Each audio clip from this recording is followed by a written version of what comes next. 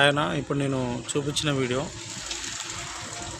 ఆటోనగర్లో main road నుంచి లోపలికి 800 మీటర్లు ఉంటుంది. మళ్ళీ మెయిన్ రోడ్ నుంచి పెట్రోల్ బంక్కు 300 మీటర్లు ఉంటుంది. అంటే మొత్తం చూపించలేదు, ఎందుకంటే 800 మీటర్లు నడవాలంటే టైం ఎక్కువ పడుతుంది.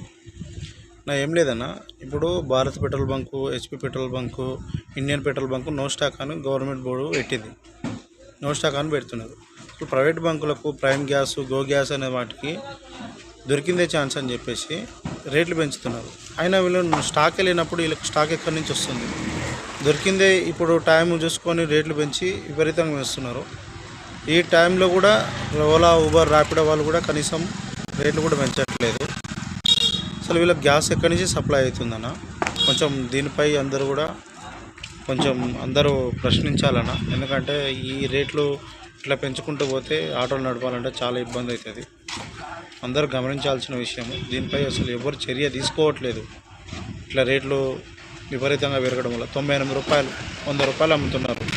అసలు ఎట్లా? గ్యాసే లేదు, వీళ్ళకి గ్యాస్ దొరికి ఇట్లా రేట్లు ఇంట్లో పెంచుతున్నారు. దీనిపైన చర్య తీసుకోవాలన్నా అందరూ. అన్న, నేను 3:15కి వచ్చిన, ఇప్పుడు 7:17 అవుతుంది. ఇప్పటి వరకు కూడా ఇంకా 800 మీటర్ల లైన్ ఉంది. గ్యాస్ దొరకదా కూడా కాన్ఫిడెన్స్ లేదన్న. అసలు అట్లా ఉంది పరిస్థితి.